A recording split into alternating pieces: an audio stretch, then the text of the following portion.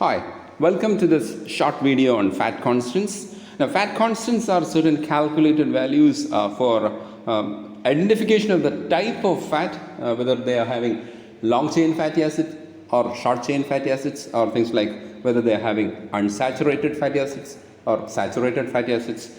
Then for detection of adulteration, whether the storage of food has been done properly, so that is adulteration.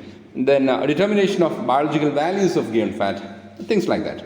Now, we are considering three fat constants here. One is saponification number, then acid value, and iodine number.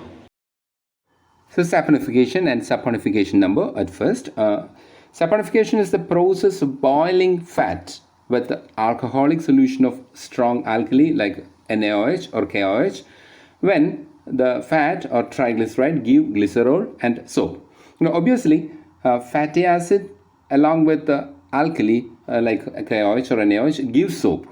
So fats, phospholipids, glycolipids and waxes, they are saponifiable because they contain fatty acids in their structure, whereas steroids are not saponifiable because it is not having fatty acid in their structure. Now, saponification number is the number of milligrams of KOH. It is milligrams of KOH which is required to saponify 1 gram of fat. It is 1 gram of fat.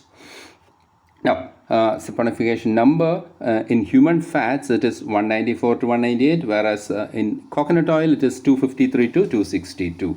Now, obviously, fat is having a lesser number of saponification saponification value. And the saponification number is actually inversely proportional to the molecular weight of lipid. And fats, the fatty acid present in fats will have a greater molecular weight because they are long chain fatty acids. And the oils will have a lower molecular weight for the fatty acid because they are having a short chain fatty acids.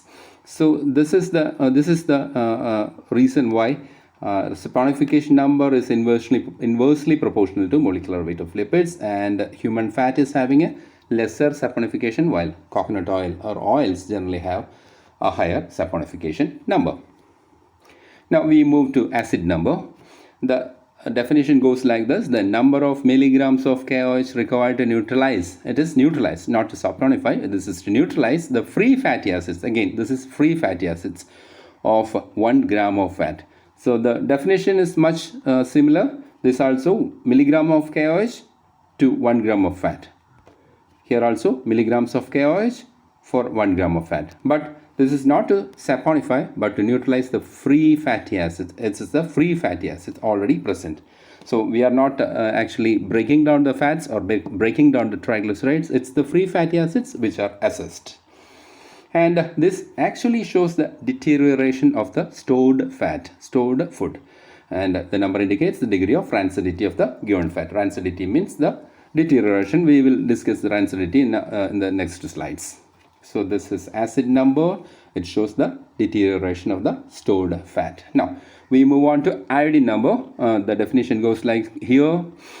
This here, the number of grams of iodine taken up by 100 gram of fat. So that is grams and grams. Grams of iodine, 100 gram of fat. And this actually indicates the degree of unsaturation, which means that if there is greater number of unsaturation, the greater is the iodine taken up by double bonds or double bonded carbons. So greater unsaturation mean for butter, the iodine number is less. Butter, obviously, it is of animal origin and it's a fat, whereas the oil, sunflower oil, is having a higher number of iodine number because it is having higher unsaturation. So obviously, iodine number indicates the unsaturation of the given fat. Now we move over to rancidity of fat. Rancidity is basically, as I said earlier, it indicates the deterioration of the stored food. It actually imparts unpleasant smell and taste to the stored food, stored fat. It can be two types. It can be of two types. One is oxidative rancidity. The other is hydrolytic rancidity. Oxidative rancidity, when oxygen is present, it is a sort of auto-oxidation induced to the stored fat. Whereas hydrolytic rancidity, because actually there is no air or oxygen involved. Hydrolytic rancidity is because of moisture and because of some enzymes also. Enzyme means it may be due to microorganism, contamination by microorganism, or it may be due to poor storage techniques. So anyhow, this can indicate the poor quality of or poor taste and smell of the stored fat. In fact, there is a process involved in rancidity, the mechanism of rancidity. The first step or the initiation step is whereby molecular oxygen combines with unsaturated fatty acids, producing hydroperoxides and peroxyl free radicals, both of which are highly reactive and unstable. And it moves on to the second stage, propagation, and this is when these unstable byproducts mentioned earlier, it reacts with other lipids also. So that is a further propagation or of deterioration. And final stage is termination, marked by production of certain unreactive compounds like amides, alcohol, aldehydes, hydrocarbons, ketones, all of which will deteriorate the quality of the stored fat. So this is what happens during rancidity of fat.